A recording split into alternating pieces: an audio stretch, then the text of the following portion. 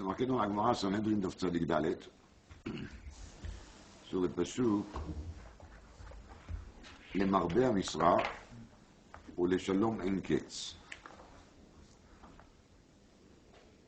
Amar bitanchum darash bar kapara b'tzipori.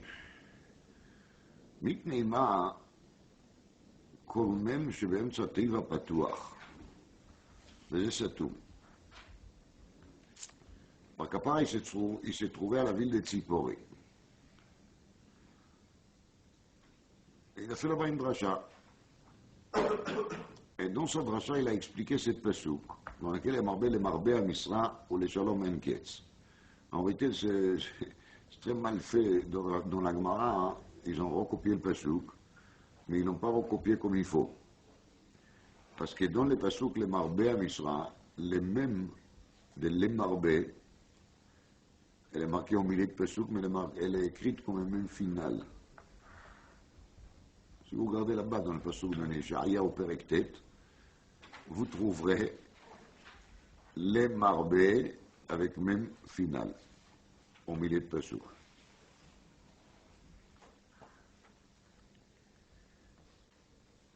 Amar Rabbi Tanchum, דרש בר כפרה בציפורי. מפני מה כל מם שבאמצע טבע פתוח וזה סתום. C'est le seul endroit dans le Tanakh dans lequel on trouve un phénomène pareil. Et même qu'on a l'habitude d'appeler final, qui est le באמצע פסוק. מפני מה כל מם שבאמצע טבע פתוח וזה סתום. réponse. ביקש הקדוש ברוך הוא לעשות חזקיהו משיח וסנחריב גוג ומגוג. parce que cette פרק d'Ésaïa, il parle de roi Chizkia. Et donc, il y a ici un lien dit Bar Kapara entre le fait qu'Akadosh Baruch Hu il a souhaité un moment que Chizkia va devenir Mashiach ben David, le Mashiach définitif. Et Mimele, la guerre de Sancheriv, cette guerre fameuse dans laquelle Sancheriv il s'est trouvé abattu par des anges qui sont venus, ils ont tué une grande partie de son armée, etc. Alors, à ce moment-là, Sancheriv deviendra et remplacera, si vous voulez, Gog ou Magog. Amra midat adin lifnei HaKadosh Baruch Hu. Ribono shel olam. Il y a la mesure de la justice qui est divine, qui se trouve là-haut, qui se place devant HaKadosh Baruch Hu. Elle commence à discuter cette prédécision, cette proposition qui Chizkia va devenir Mashiach. Et Midat Adin, elle n'est pas d'accord. Elle dit, Ribono shel olam, ומה דוד מלך ישראל שאמר כמה שירות ותשבחות לפניך ולא עשיתו משיח? חזקיה שעשית לו כל הניסים הללו ולא אמר שירה לפניך תעשהו משיח? אי אפשר. C'est pas possible. C'est pas possible d'accepter une chose pareille que David, qu'il a tellement chanté devant toi, il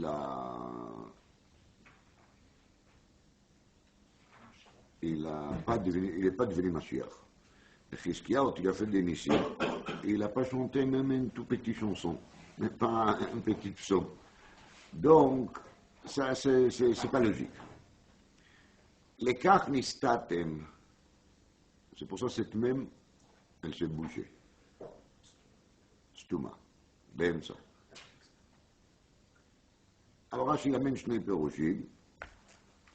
פירוש אחד, פירושו שנסתמו הדברים שעלו במחשבה ולא נעשו. Donc, cette רצון השם, cette envie d'Akadosh Baruch Hu de décider que Chizkia devient Mashiach, il est nistam, ça veut dire, ça a été bloqué, ça a été arrêté, bouché. פירוש שני אומר רש"י, שהקדוש ברוך הוא ביקש לסתום צרותיהם של ישראל. זה לרמז. פירוש שלישי בשם מורי רבי, אומר רש"י, שנסתם פיו של חזקיה ולא אמר שירה. נסתם פיו של חזקיה ולא אמר שירה. Voilà les trois pérouchis. Alors j'aimerais bien vous donner un quatrième pérouche qui va dans un autre système. Dans la Gemara, au Masechet Nida, il y a, parmi d'autres discussions, un traitement qui parle des fœtus. Un traitement médical presque, gynécologique, je dirais, qui parle des fœtus, de la situation des fœtus dans la matrice de sa mère. Skatouf Kara, Darash Rabbi Samlai. Les mavla domé bimeimo. À quoi il ressemble un petit dans les entrailles de sa mère, dans la matrice. C'est Nida d'Aflam et d'Amulbet. Les pinkas, שמקופל ומונח ידיו על שתי צדעיו, שתי הציליו על בית הרכובותיו ובית עקיביו על בית עקבותיו, וראשו מונח לו בין ברכיו. Donc c'est comme un pinkas, ça veut dire on prend une assemblée de feuilles, on les fait relire, on les fait coller un contre l'autre. Donc là, la Gemara nous définit exactement la position de l'enfant dans la matrice de sa mère avec une exactitude très intéressante. Suite à cela, il y a marqué « Upiv satoum vetaburo patuach ». La bouche, il est bouché, et le nombril, il est ouvert. « Veochel mima she'imo ochelet, ve'shote mima she'imo shota ». Il se nourrit de tout ce que sa mère, elle mange et elle boit. « Ve'eino motzi re'i kivan shema yaroget imo ». Et il n'y a pas de déchets chez les fœtus. Tout ce qu'il mange, c'est juste la partie propre. Parce que s'il va faire comme un être humain normal qui sort des déchets, il va tuer sa mère. Parce que où ça va s'évacuer. Et quand il sort à l'air de mort, donc une fois qu'il est dehors, Niftach hasatum venistam apatuar. Niftach hasatum, tout ce qui était bouché, il se ouvre. Venistam apatuar, et tout ce qui était ouvert, il se bouge. Donc la nombril, il va se boucher, et la bouche va se ouvrir. Et dès qu'il sort, il crie. C'est le premier acte qu'il fait l'être humain, c'est il crie.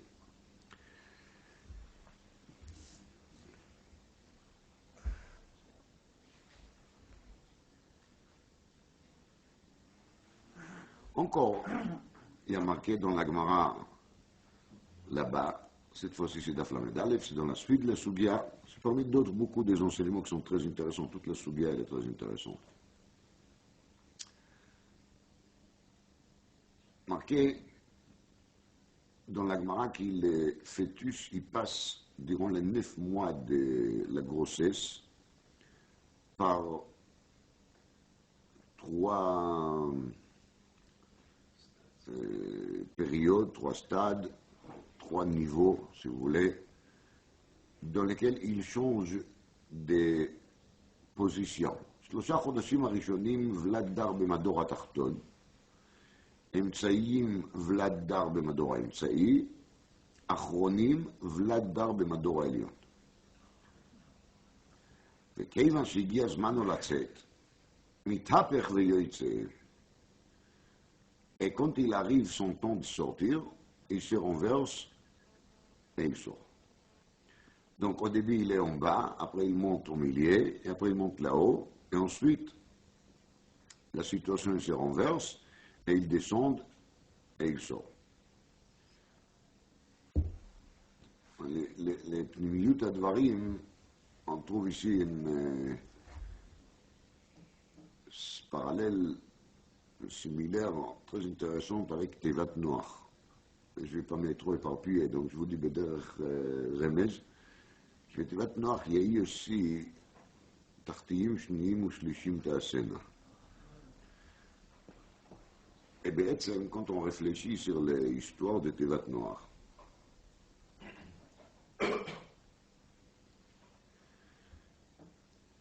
le monde a été inondé. Une fois, il était inondé d'Averot, des mauvais comportements de Dormaboul. Et ensuite, le monde a été inondé par de l'eau. Et Noach et sa famille, a été choisi, a été élu par Akadosh Baruch Hu pour reconstruire le monde. Mais en vérité, ça ne pouvait pas se faire d'une manière simple, qu'Enoch va rester sur Terre et qu'ensuite il va redémarrer le travail de l'humanité. Parce que d'après certains mandamrim dans la Gemara Zvachim d'Avkuf Yud Gimel, le Maboul, le Machal, il n'a pas fonctionné d'Eretz Israël. Donc, la solution la plus simple, le moins compliqué était de créer justement cette réserve animale, réserve humaine en Eretz Israël. À la place d'un bête noir de construire un teiva et de se trouver pendant 12 mois dans des situations inhumaines, je dirais, c'est la moindre qu'on peut dire. Avec un travail très très dur, imaginez-vous les bruits, les odeurs, et la cacophonie, et la pagaille, c'est incroyable. Donc tout ça c'est pourquoi. Tout ça c'est pourquoi. Parce que justement, tout ce qui s'est trouvé sur Terre, il devait s'effacer, de remettre tout à zéro, et de faire une sorte de renaissance du monde. Alors le monde il s'est enfermé dans une teiva, qui signifie quelque part une sorte de matrice, durant laquelle on va passer un moment de hibour, mais c'est une hibour plus prolongée, ce n'est pas une hibour de Tisha Chodashim de 9 mois, c'est une hibour d'1 an. C'est une période de hibour d'1 an. Chaque chose, il a besoin d'une autre période de hibour.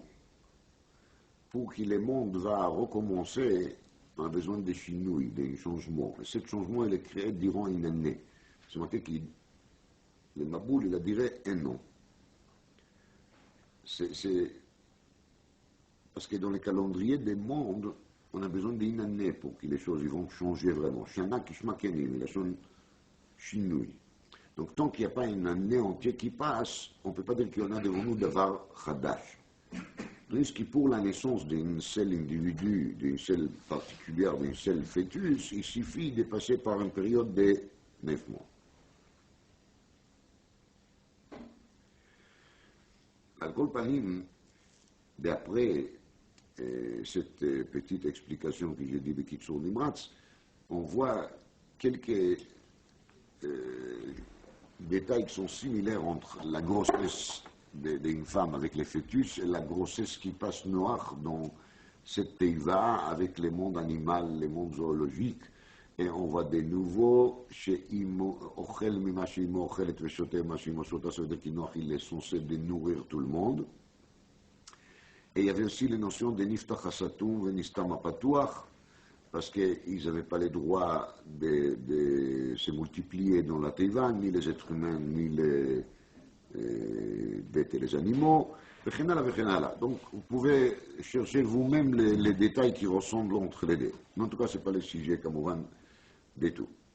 Maintenant, si on fait connaissance avec cette divrei Chazal, on va se repérer maintenant dans les vrais parallèles à cela. Et le vrai parallèle à cela, il est la notion de Galut Mitzrayim, qui est quand même le sujet de la paracha de la semaine, paracha Shemot, et évidemment, ça doit être aussi le sujet de l'Haftara, parce que la paracha et l'Haftara, ils vont toujours ensemble. Asher Alkei, c'est marqué Bekama Mekomot, Bekadmonim, Arizal, il parle de ça, d'autres, ils parlent de ça, qui est la période dans laquelle Israël s'est trouvé en Mitzrayim. Elle est comparée à la situation et à l'état de Obar Bimei Imo.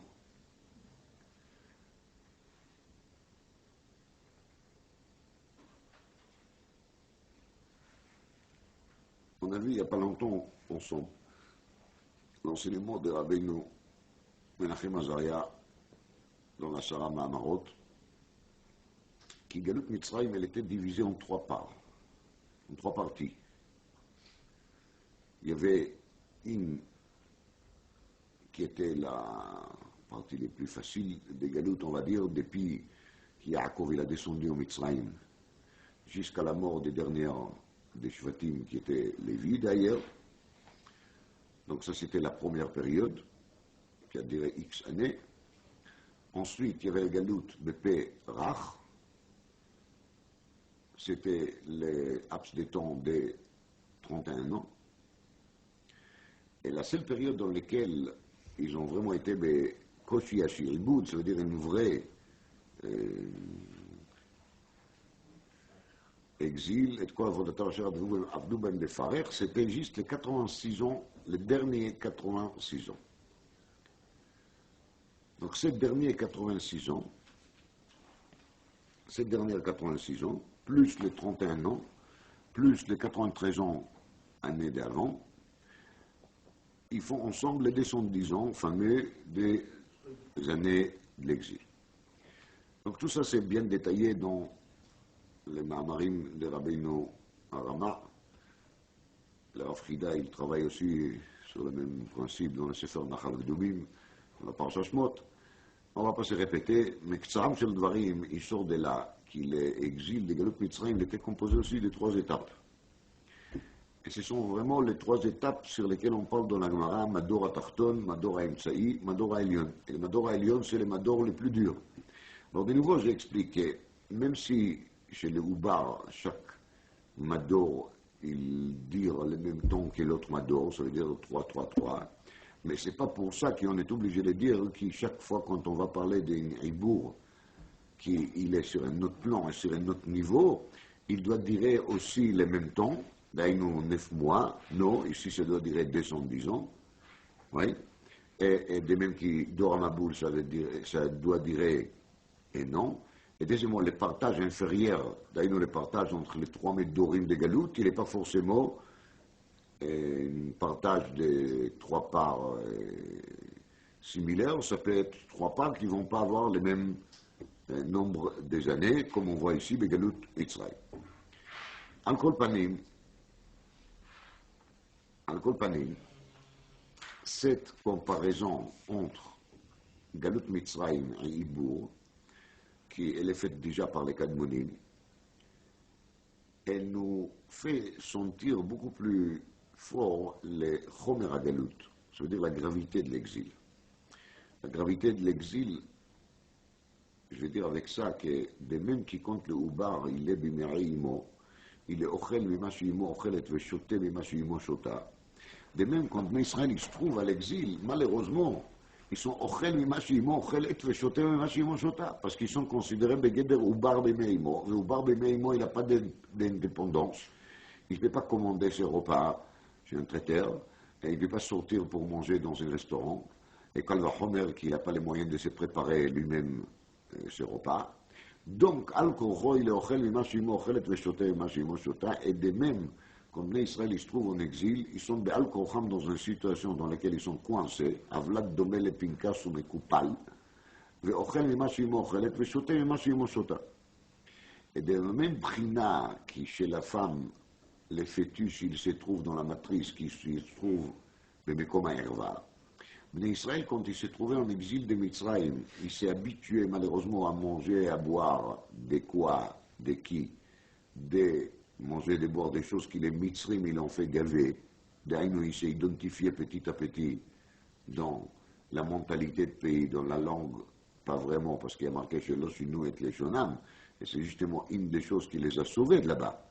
Mais en tout cas, à part ces 3 choses, les Shonam, Shmam et Malboucham, ils ont pratiquement été intégrés à 100% dans la culture et dans la mentalité et dans tous les comportements égyptiens. Et Nimtseou Medina, il s'est trouvé dans un pays sur lequel s'est répété plusieurs fois Ervat Haaretz. Mitzrayim, il est considéré comme la nudité de la terre.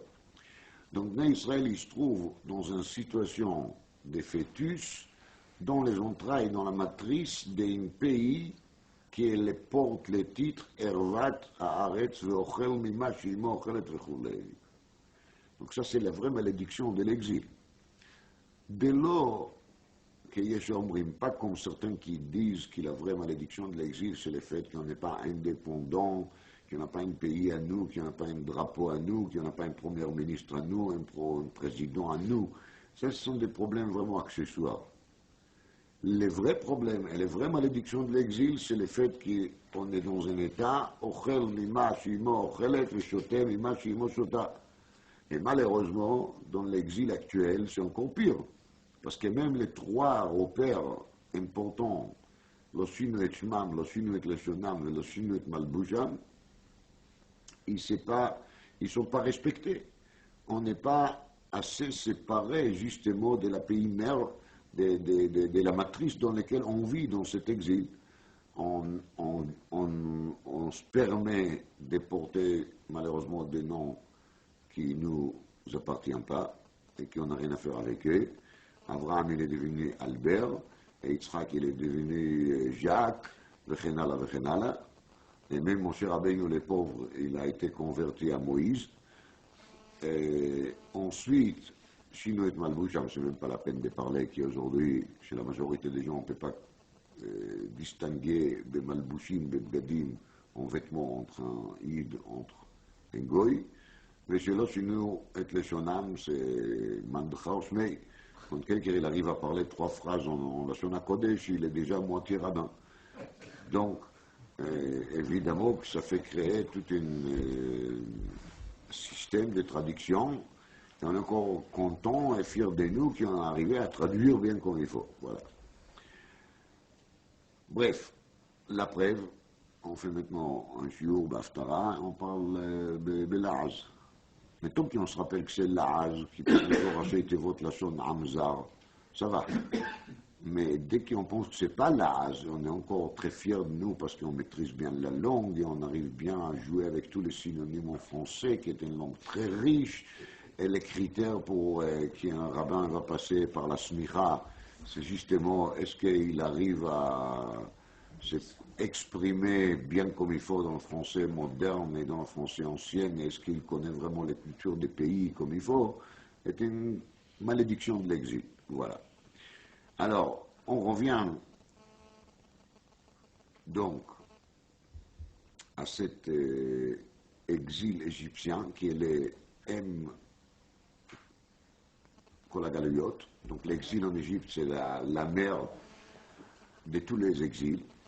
Des mêmes qui, dans l'exil égyptien, on était considérés comme quoi? Comme Oubar Bemeimo. Donc des mêmes, on est considéré comme Oubar Bemeimo dans n'importe quel galoute. Alors, des fois, on a de la chance au moins d'avoir une mère qui sera sympa et gentille, et des fois, on a des mères qui se comportent mal avec nous. Mais à ça, c'est qu'on se trouve toujours dans une situation dans laquelle on est mekoupalim, ça veut dire plié en morceaux, les mains, les pieds, ils ne sont pas du tout à leur place, la bouche, il est fermée, et on n'a pas le choix, on est obligé de se nourrir de ce qui vient de la mer. Et ça, c'est une situation qu'il faut prier très très fort, qui ne sera pas durable. De même qui, d'un côté, le Oubar, il est béméimo, et il profite aussi. La dit dans le même Soudia qu'il y a un ange qui vient, qui lui enseigne la Torah, vechenala. Mais ça n'empêche pas qu'après tout ça, c'est pas extraordinaire quand même. Pourquoi c'est pas extraordinaire quand même? Parce qu'il est, sauf, dépendant de sa mère, il est plié, et il est ochel machim ochet, veshotem machim oshota, avec l'ange, avec l'enseignant. Donc, de même que l'Israël s'est trouvé dans un état de hibour, alors la sortie d'Égypte, elle était faite aussi de même manière. D'abord, il y avait les hibours, donc c'est la galoute, les descendants, disons. Ensuite, il y avait les Chevlei Hayetzia, c'était une année de Aseret HaMakot, dans lesquels on a commencé à bouger, c'est comme les Vlad qui les mit à père, la situation s'est renversée. Et ensuite, il y avait la sortie elle-même. Et la sortie elle-même, dans leur cas, a duré à partir des 15 Nissan jusqu'au Shvi Shel Pesach, où tout a été terminé. C'était la vraie Yetziat Mitzrayim, une fois que les Mitzrayim étaient noyés dans la mer. ועברתי בארץ מצרים, אני ולא מלאך, אני ולא שרף, אני ולא שליח, אמרתי. למה? אז כי הגמרא dit dans תענית דף ב' עמוד א', שיש מפתחות שלא נמסרו לשליח. Il y a des clés שהקדוש ברוך הוא n'a pas donné à שליח. זה מה? מפתח של גשמים, מפתח של פרנסה, מפתח של תחיית המתים ושל חיה, יולדת. Les celles qu'il fait l'ouverture définitive d'une femme qui est censée d'accoucher, c'est Kadosh Baruch Hu. וסימנך ראשי תיבות מפתח, מטר, פרנסה, תחייה, חיה. Tout ça, c'est Omek Leshon HaKodesh, comme explique les Gaon et d'autres, pourquoi Mafter qui s'appelle Mafter. Pas comme nous on pense que c'est parce qu'il ouvre, et la Mafter s'appelle Mafter parce qu'il y a Matar, Parnassa, Tria, Chaya, et c'est pour ça que les Pétach qui s'appellent Pétach. Parce que les vrais Pétach, c'est les Pétach qui viennent de la part d'Hachem. Ce n'est pas un Pétach artificiel qui nous on est en train de créer. En כל פנים, si מפתח של חיה, si le מפתח de יולדת il se trouve entre la main d'Hachem, מובן היטב pourquoi הקדוש ברוך הוא il devait descendre en Égypte, ועברתי בארץ מצרים, אני ולא מלאך, אני ולא שרף, אני ולא שליח. Parce qu'il s'agit ici d'un début de l'accouchement, d'une ouverture, et cette ouverture doit se faire à la main d'Hachem, et absolument pas à la main d'un shaliach quelconque.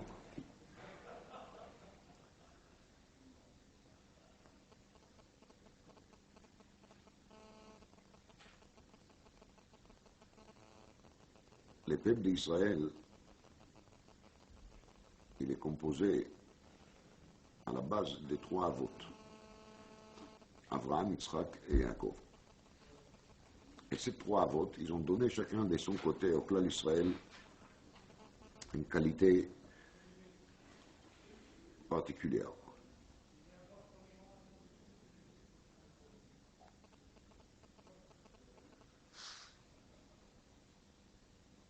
Première qualité particulière des clans d'Israël, c'est le fait qu'on a reçu la Torah. Et on a un mode d'emploi. On est le seul peuple sur terre qui a reçu un mode d'emploi divin de la main d'Akadosh Baruch Hu, par laquelle on sait qu'est-ce qu'il faut faire, qu'est-ce qu'il ne faut pas faire. Ça, c'est unique. Deux, on a ce qui s'appelle Ashgiacha Pratit. C'est-à-dire chacun de nous, il est mousgach de Pratiyut par Akadosh Baruch Hu. Akadosh Baruch Hu, il s'occupe en personne de lui. La troisième des choses, ça c'est déjà un niveau plus élevé, c'est le niveau de la résidence de la Shrina, qu'on appelle Nevoa, la prophétie.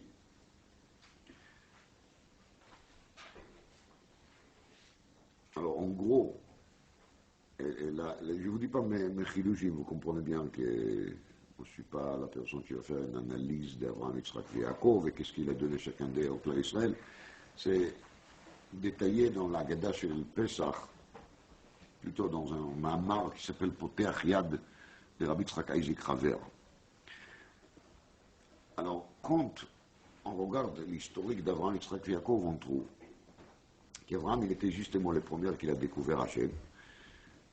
Et c'est marqué qu'Abraham Avinu נעשו לו כליותיו כשני רבנים שמלמדים אותו תורה וקיים אברהם אבינו כל התורה כולה, אפילו עירוב ותבשילים. Donc Abraham Avinu, il était le premier qui a établi le système de l'étude de la Torah et la pratique des mitzvot. Donc c'est lui qui l'a donné au clan d'Israël, Torah ou mitzvot. Bien sûr, il n'a pas reçu la Torah comme nous on a reçu plus tard Har Sinaï, mais il a découvert de lui-même Kol HaTorah Kula, Vekiyem Kol HaTorah Kula. On s'est marqué le forage de l'Ivrei Chazal. Ensuite, il y a Yitzhak, qui a vécu de vie d'Ashgacha Pratit. Exemple, Vaizra Yitzhak Vaimtsa Mea Shearim. Eretz Kasha, Shana Kasha. Un pays difficile, l'économie n'a pas marché, et c'était une année catastrophique pour les affaires. Et tout il paraît être impossible, blocage de tous les côtés, et quand même, Yitzhak, il a réussi à trouver quoi? Mais un Shearim, 100 fois plus que les autres.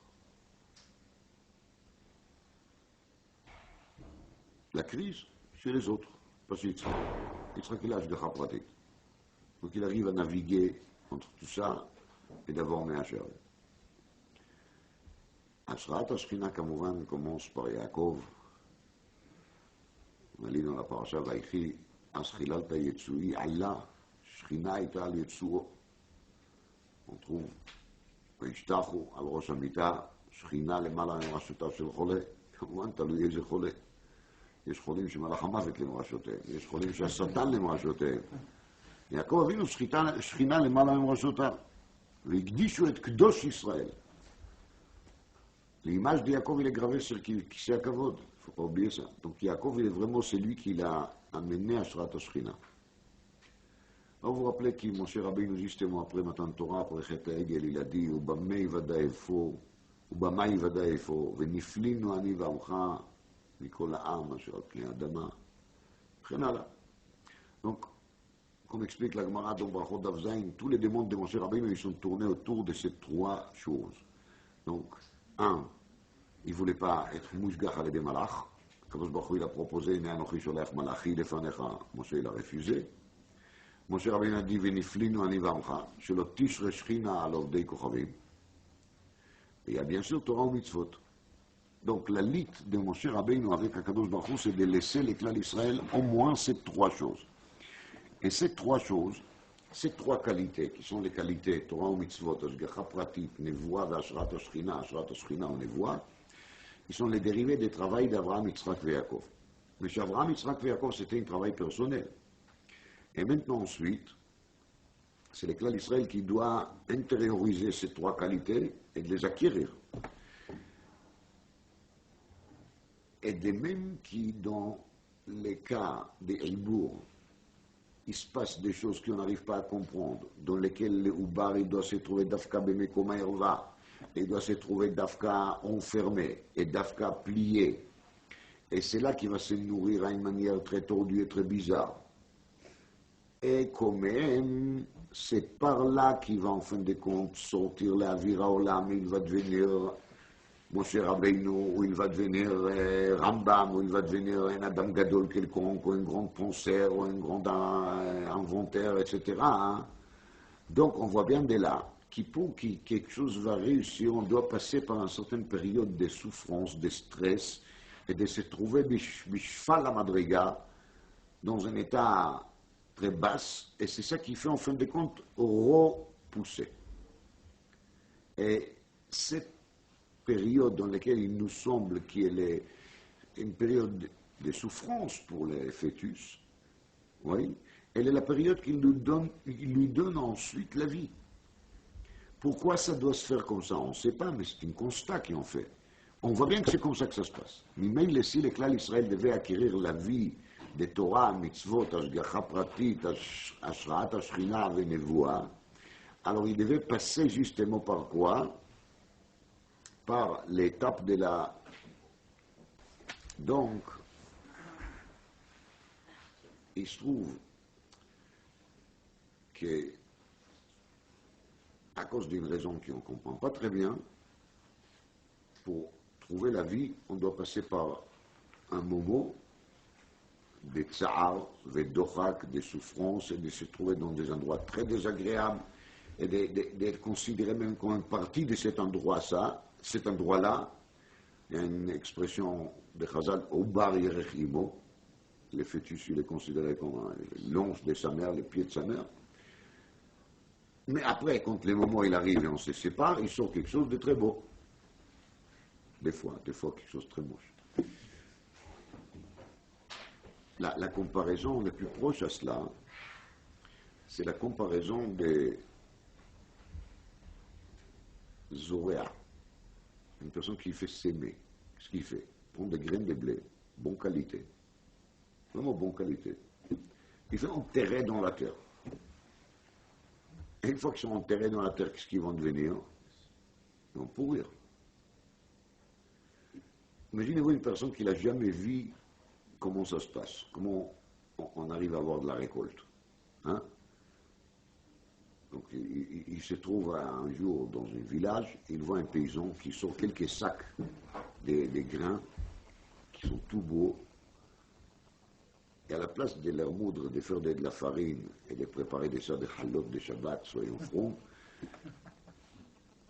il fait quoi? Il les jette dans la terre et l'onit karera d'Ato, il n'est pas tranquille de les jeter comme ça, jusqu'il va recouvrir pour qu'ils soient bien enterrés. Imaginez-vous que, par exemple, il s'agit encore d'une année de famille. Alors, la personne qui lui voit faire ça, il devient fou. Quel gâchis, quelle idiotie. Jusqu'à quel point on peut être bête. C'est vrai qu'on dit que les paysans ils sont bêtes, mais pas que d'écart. Le manaché. Il ne faut pas exagérer. Asher Alken, nous, qui on connaît déjà le système, et on sait que ça fonctionne comme ça, on sait qu'en vérité, cette personne qu'il est en train de s'aimer dans la terre, il est en train de faire quoi? Quelque chose de très intelligent.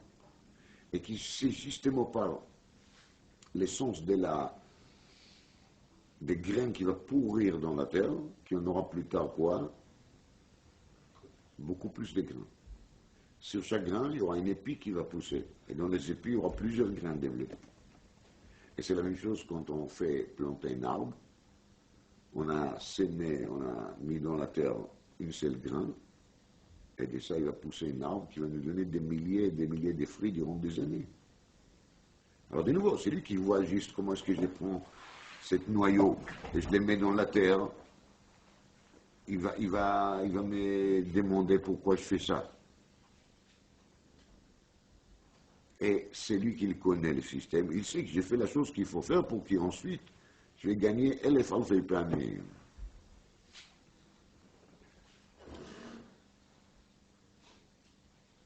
Alors, Bevadaï, qui Seder Zraïm, comme dit l'Agmara dans Shabbat Daflam Edalef, il s'appelle Emouna. Emouna Ta'itecha Chosen Yeshuot Chochmat Vadat. Emouna c'est Seder Zraïm.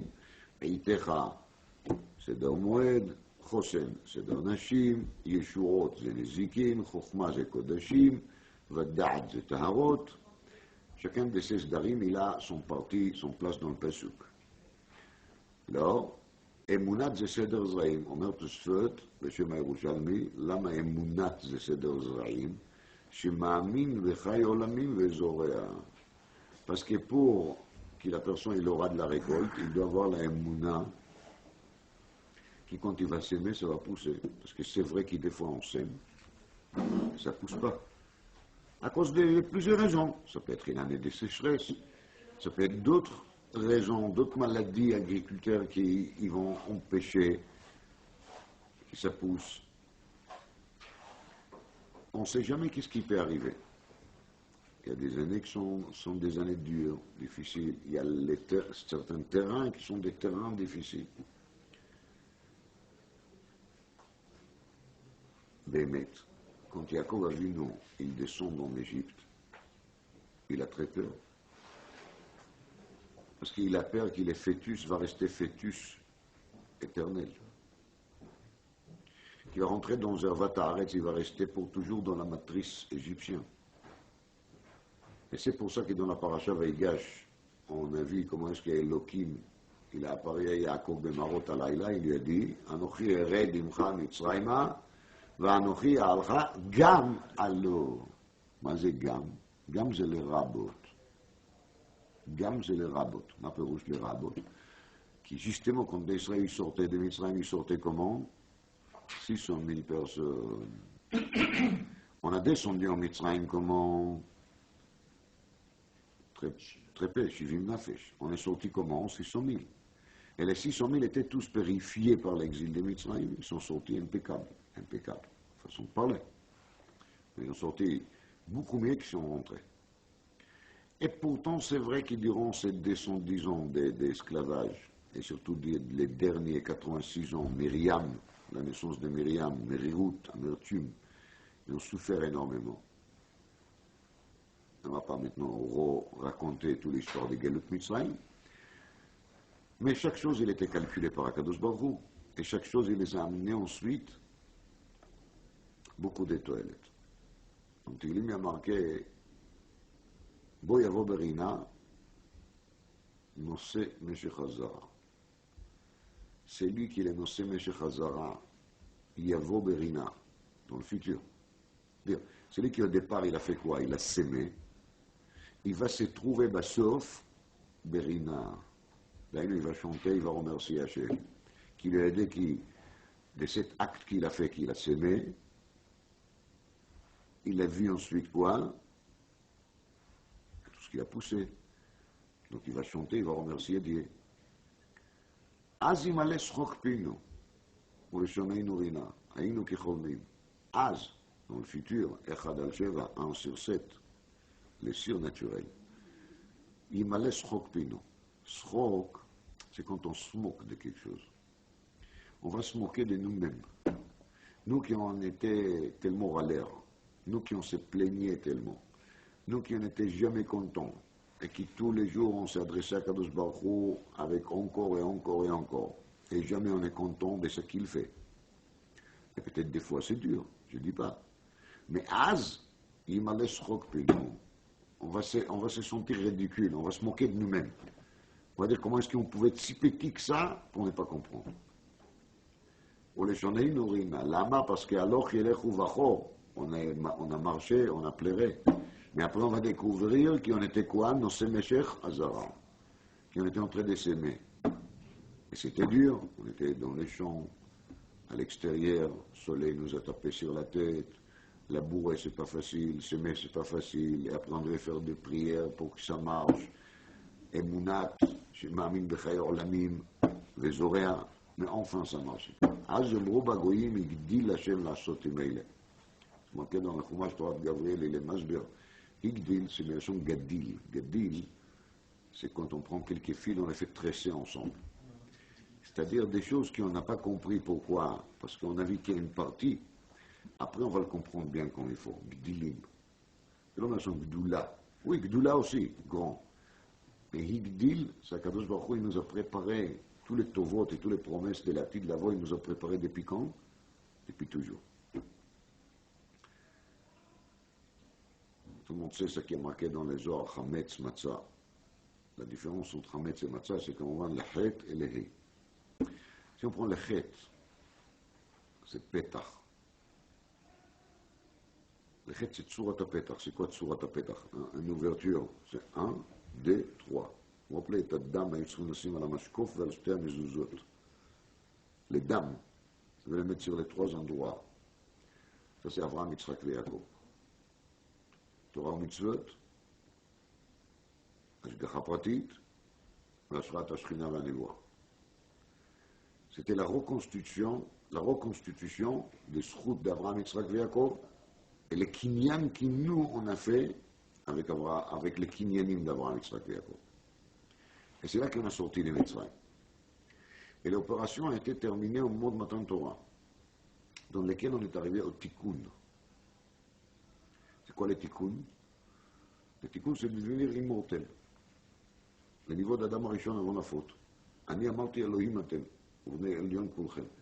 אכן כאדם תמותון. Malheureusement, les Israéliens ont fait la faute de veau dehors, donc il s'est trouvé de nouveau mortel. Mais Olam HaTikun, c'est le Olam, le monde dans lequel il n'y aura pas de mort. Pourquoi? Parce qu'on va complètement purifier la première faute de qui? D'Adam Arishon. Alors, quand il y a une chet, ce sont les trois. Mais quand c'est fermé, je prends un chet et je l'installe comme ça. C'est-à-dire qu'il n'y a pas de sortie. Quand tu prends un chet et je la casse un tout petit peu là-haut, ça devient quoi? Hey. Et ça, c'est la différence entre Hametz et Matzah. C'est le chet qui devient hey parce qu'il arrive à diffuser. De même, les mots mavet, mort, commencent avec même. Oui. Mais quand on arrive au monde à venir, au monde Mashiach, le monde dans lequel il n'y aura plus de mort, d'accord? Alors, la même, elle est ouverte. C'est la quatrième niveau, parce que même elle est composée de 1, 2, 3, 4, et une petite ouverture en bas, pour dire qu'il s'est ouvert. Si Chizkiyahu, il saurait dire Shira. Et de dire Shira, c'est quoi? C'est de voir l'avenir, et pas de voir maintenant les semences qui sont pourries. De voir l'avenir, comment est-ce que l'avenir il sera beau, comment est-ce que l'avenir il sera bon, comment est-ce qu'on va manquer de rien, et comment est-ce qu'on va comprendre que tout ce qu'on a souffert aujourd'hui était juste une petite étape temporaire de pourriture. Haynu kecholmim, quelqu'un qui fait un cauchemar. Quand il fait le cauchemar, il pense que vraiment le cauchemar il est réel, il est concret. Mais quand il se réveille, qu'est-ce qu'il voit? Que le cauchemar était qu'un cauchemar. Et ça, on va comprendre du Matan Mashiach. On a vécu des cauchemars, mais en réalité, c'était qu'un rêve. Comment ça? Vous allez voir. Parce qu'on les vit, on les sente. Mais quand quelqu'un rêve, ils sont aussi les cauchemars, vous comprenez? Alors, quand même, Haynu kecholmim. Alors ça, c'est le niveau que Chizkiyahu, il était censé d'amener l'éclat d'Israël à ce moment-là, quand il a gagné grâce au travail des anges, bien sûr, la guerre contre Sancheriv, qui pouvait devenir Gog ou Magog, s'il aurait su chanter, de comprendre qu'il a devant lui un échantillon de quoi des Mot HaMashiach, alors les mêmes, elles ne devaient pas rester bouchées. Les mêmes de Marbé en Misra, elles devaient s'ouvrir. Et ça, c'était le tikkun de la quatrième côté, qui est d'avoir Shalem. Et parce qu'il n'a pas chanté, ça n'a pas marché, malheureusement. Alors maintenant, on va voir qu'est-ce qu'elle nous dit l'Haftara. Quel est le message de l'Haftara.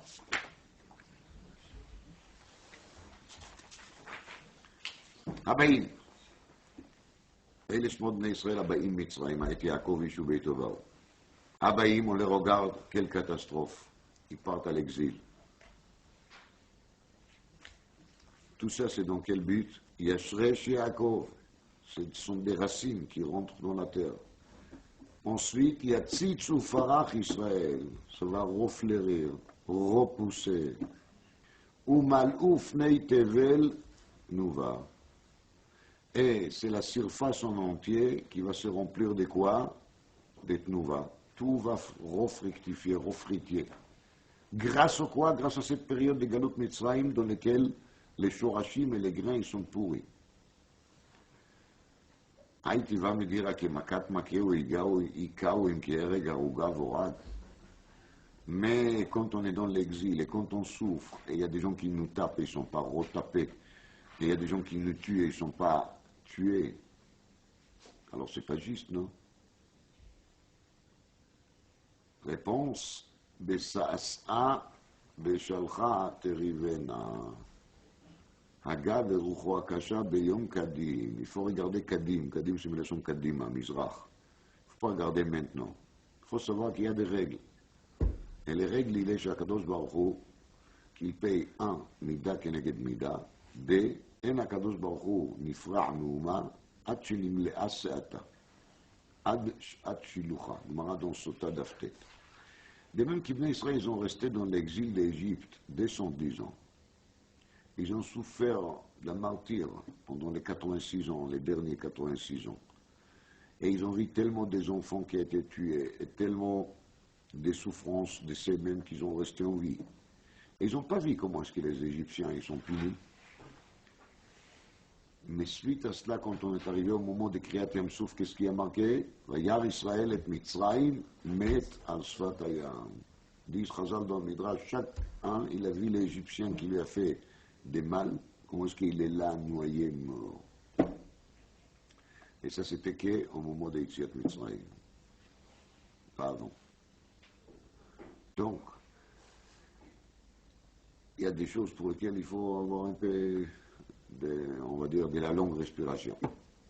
On ne voit pas tout de suite les sauvetages, et on ne voit pas tout de suite les mida keneged mida, les mesures par mesure, mais ça va arriver.